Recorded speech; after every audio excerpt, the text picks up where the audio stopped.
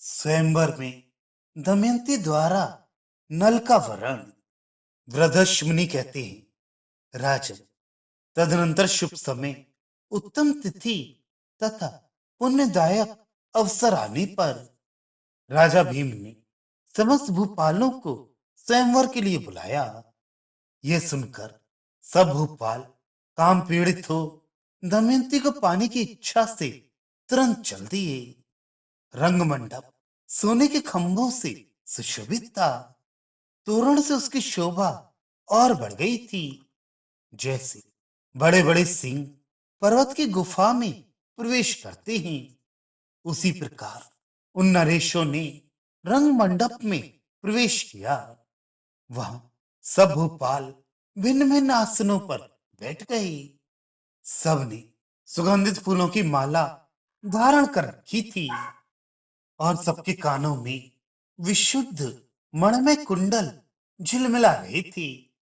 व्याघ्रों से भरी हुई पर्वत की गुफा तथा नागों से सुशोभित भोगवतीपुरी की भांति वह पुण्यमयी राजसभा नरशेष भूपालों से भरी दिखाई देती थी।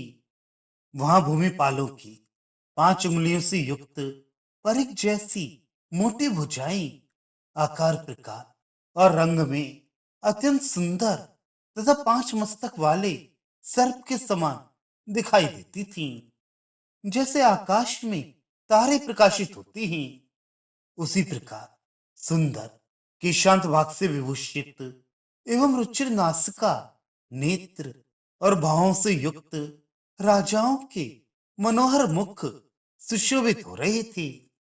तदनंतर अपनी प्रभा से राजाओं के नयनों को लुभाती और चित्त को चुराती हुई सुंदर मुख वाली दमयंती ने रंगभूमि में प्रवेश किया।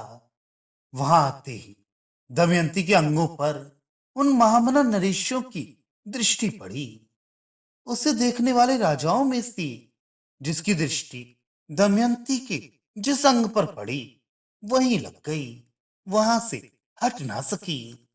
भारत तत्पश्चात राजाओं के नाम, रूप और यश और पराक्रम आदि का परिचय दिया जाने लगा।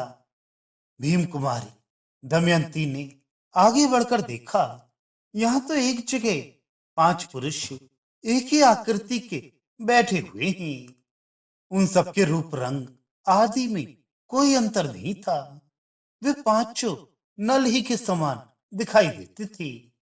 उन्हें एक जगह स्थित देखकर संदेह उत्पन्न हो जाने से विदर्भ राजकुमारी वास्तविक राजा नल को पहचान न सकी। वह उनमें से जिस जिस व्यक्ति पर दृष्टि डालती उसी उसी को राजा नल समझने लगती थी। वह भावनी राजकन्या बुद्धि के सोच विचार कर मन ही मन तर्क करने लगी। अहो, मैं कैसे देवताओं को जानूं और किस प्रकार राजा नल को पहचानूं? इस चिंता में पड़कर विदर्भ राजकुमारी दमयंती को बड़ा दुख हुआ। भारत उसने अपने सुने हुए देव चिन्हों पर भी विचार किया। वह मन ही मन कहने लगी, मैंने बड़े बूढ़े पुरुषों से देवताओं की पहचान कराने वाले जो लक्षण या चिन्ह सुन रखे हैं, उन्हें यहां भूमि पर बैठे हुए इन 5 पुरुषों में से किसी एक में भी नहीं देख पाती हूं। उसने अनेक प्रकार से निश्चय और बार बार विचार करके देवताओं की शरण में जाना ही समयोचित कर्तव्य समझा। तत्पश्चात मन एवं वाणी द्वारा देवताओं को नमस्कार करके दोनों हाथ जोड़कर कांपती हुई वह इस प्रकार बोली, मैंने हंसों की बात सुनकर निषद नरेश नल का पति रूप में वर्ण कर लिया है। इस सत्य के प्रभाव से देवता लोग स्वयं ही मुझे राजा नल की पहचान करा दें। यदि मैं मन, वाणी एवं क्रिया द्वारा कभी सदाचार से च्युत नहीं हुई हूं, तो सत्य के प्रभाव से देवता लोग मुझे राजा नल की ही प्राप्ति कराई।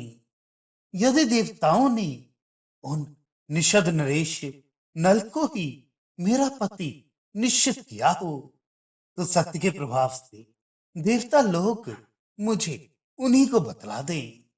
यदि मैंने नल की आराधना के लिए ही ये व्रत आरंभ किया हो, तो सत्य के प्रभाव से देवता मुझे उन्हीं को बतला दें। महेश्वर लोकपाल गण अपना रूप प्रकट कर दे, जिससे मैं पुण्य श्लोक महाराज नल को पहचान सकूं। दमयंती का वह करुण विलाप सुनकर तथा उसके अंतिम निश्चय, नल विषय वास्तविक अनुराग, विशुद्ध हृदय, उत्तम बुद्धि तथा नल के प्रति भक्ति एवं प्रेम देखकर देवताओं ने दमयंती के भीतर वे यथार्थ शक्ति उत्पन्न कर दी, जिससे उसे देव सूचक लक्षणों का निश्चय हो सके। अब दमयंती ने देखा, संपूर्ण देवता स्वेद रहित हैं। उनके किसी अंग में पसीने की बूंद दिखाई नहीं देती। उनकी आंखों की पलकें गिरती नहीं हैं। उन्होंने जो पुष्पमालाएं पहन रखी हैं, वे नूतन विकास से युक्त हैं, कुमलाती नहीं हैं। उन पर धूल कण नहीं पड़ रहे हैं। वे सिंहासनों पर बैठे हैं, किंतु अपने पैरों से पृथ्वी तल का स्पर्श नहीं करते हैं और उनकी परछाई नहीं पड़ती है। उन पांचों में एक पुरुष ऐसे हैं जिनकी परछाई पड़ रही हैं। उनके गले की पुष्पमाला कुमला गई है। उनके अंगों में धूल कण और पसीने की बूंदें भी दिखाई पड़ती हैं। वे पृथ्वी का स्पर्श किए बैठे हैं और उनके नेत्रों की पलकें गिरती हैं। इन लक्षणों से दमयंती ने निषद राज नल को पहचान लिया। भरत कुलभूषण पांडुनंदन राजकुमारी दमयंती ने उन देवताओं तथा पुण्य श्लोक नल की ओर पुनः दृष्टिपात करके धर्म के अनुसार निषदराज नल का ही वरण किया। विशाल नेत्रों वाली दमयंती ने लजाते लजाते नल के वस्त्र का छोर पकड़ लिया और उनके गले में परम सुंदर फूलों का हार डाल दिया। इस प्रकार वरवाणी दमयंती ने राजा नल का पति रूप में वरण कर लिया। फिर तो दूसरे राजाओं के मुख से सहसा हाहाकार का शब्द निकल पड़ा। भारत देवता और महर्षि वहां साधुवाद देने लगे। सबने विस्मित होकर राजा नल की प्रशंसा करते हुए इनके सौभाग्य को सराहा।